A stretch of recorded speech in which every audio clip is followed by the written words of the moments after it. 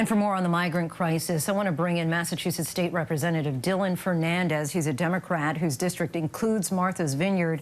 Welcome to the show, Representative. You arrived on the island last night and met many of these migrants. You shared images online of the shelter where they're staying.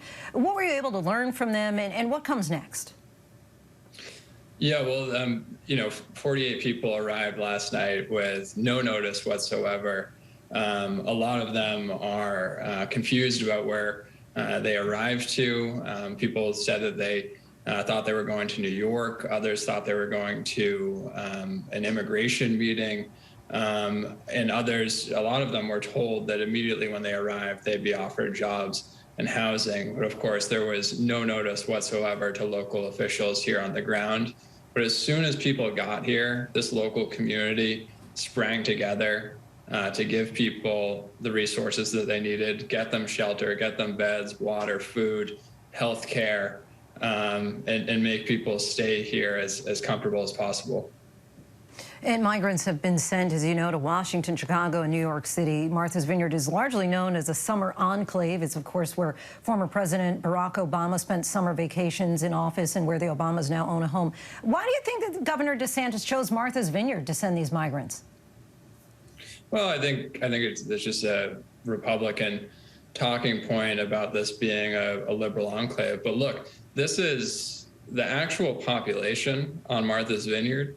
This is a community that is incredibly diverse, that has a huge immigrant population. Over a third of our public schools on island are for kids that are not white. Over 20% of the students are ELL students, English as a second language students. We have a long history of welcoming immigrants to this community.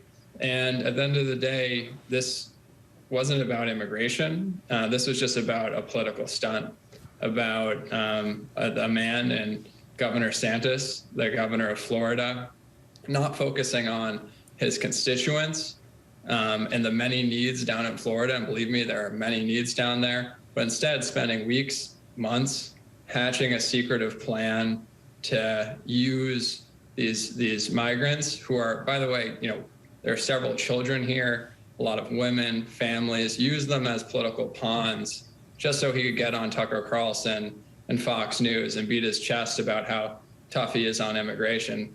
That's pure cowardice. There's nothing tough about using women and children for your own political gain. Ron DeSantis is a coward. We just heard, obviously, you slamming the Republican governors for using these migrants as what you called political pawns. Today, we heard the White House use that same language. Just kind of explain your criticism.